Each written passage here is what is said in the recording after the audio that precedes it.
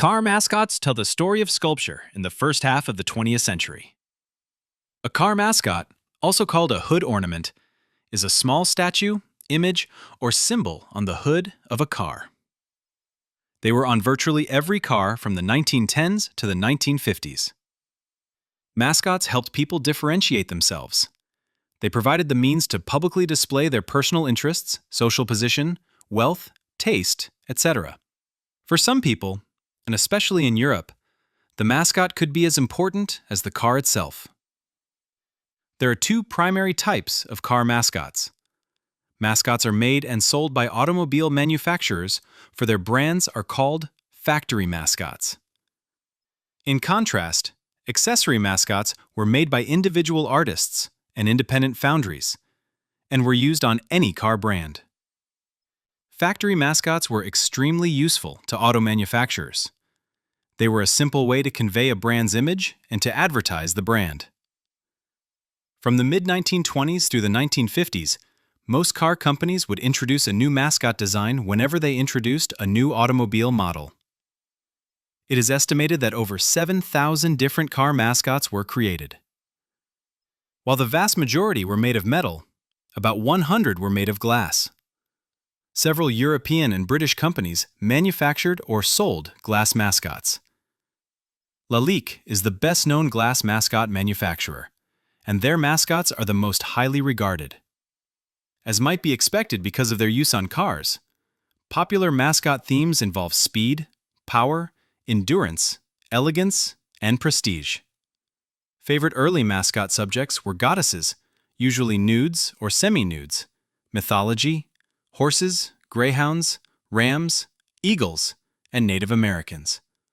Later subjects were abstract, and especially in America, they featured rockets, wing shapes, and spacecraft. While virtually all American mascots were factory mascots, in Europe, accessory mascots were commonly used. They provided artists and foundries with the opportunity to display their creative talents and manufacturing capabilities. Europe, and especially France, had numerous technically advanced foundries which cast both small and large, finely detailed sculptures. The best metal mascots were made using a complicated process called cire perdu, or lost wax casting. It involves numerous steps. It begins with an artist creating a model out of wax, clay, or some other material. Next, a mold is made from the model. Then a thick wax cast and an outer ceramic shell is produced.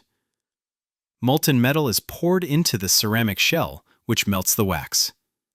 Finally, a metal casting emerges, and it is hand-polished and finished. The lost wax method produces one mascot at a time. The finished mascots have extremely fine details, but are quite expensive to produce because of the amount of labor involved. Most quality accessory mascots were made of bronze and then plated with silver, nickel, or chrome. The first half of the 20th century saw a wide range of art movements and sculptural styles, reflecting the diverse artistic developments, social and political changes, and the rise of industry and technology. European sculpture moved from the familiar territory of realism to different degrees of abstraction and to the world of machine aesthetics and industrialism. At the beginning of the 20th century, most sculptors worked in the tradition of realism, depicting humans in the natural world with accuracy and detail. From 1890 to 1910, Art Nouveau, characterized by organic flowing lines and natural elements, were popular. It is a style known for its intricate, elegant shapes and elaborate details. René Lalique's early jewelry and glass creations exemplified this style. In contrast, the French sculptor Auguste Rodin often portrayed human emotion, movement, and intimacy in unprecedented ways. His work is known for its naturalism, use of various materials, and rough, unfinished surfaces.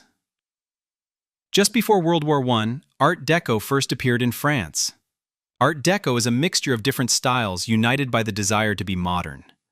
Design ideas and subjects came from various time periods and cultures: ancient Greece, Rome and Egypt, the Middle East, Africa, the Orient, and America. Art Deco sculptures were highly stylized and featured simplified geometric forms, streamlining and ultra-smooth surfaces. They eliminated almost all decoration and detail. Pioneered by artists Pablo Picasso and George Braque, Cubism separated objects into geometric shapes and depicted them from multiple viewpoints. There were several other significant art movements. Futurism emphasized speed, technology, and modernity. Sculptors, including Umberto Boccioni, created dynamic works that captured movement and energy. The Bauhaus, or Staedtliches Bauhaus, was a revolutionary school of art and design founded in Germany in 1919 by Walter Gropius. It sought to unify art, craft, and technology, and highlighted functionality and simplicity. Its basic principles were form follows function, minimalism, and the integration of art and technology. Machine aesthetics was a style that featured machine parts and industrial materials.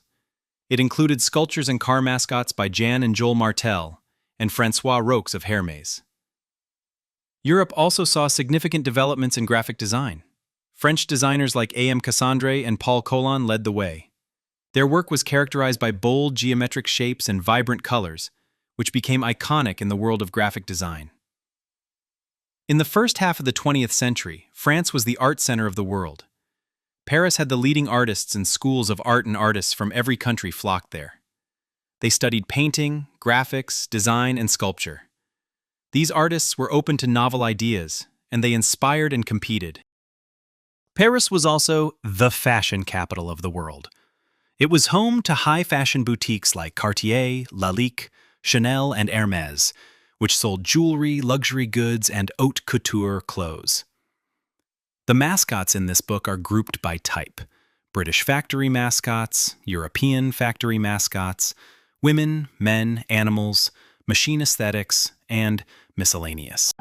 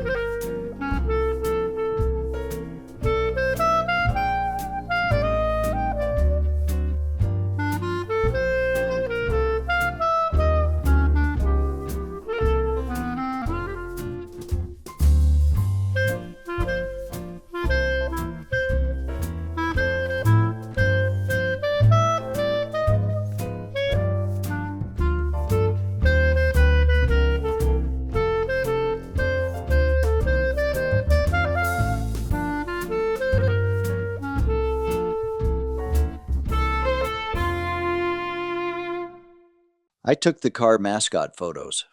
John Zoller.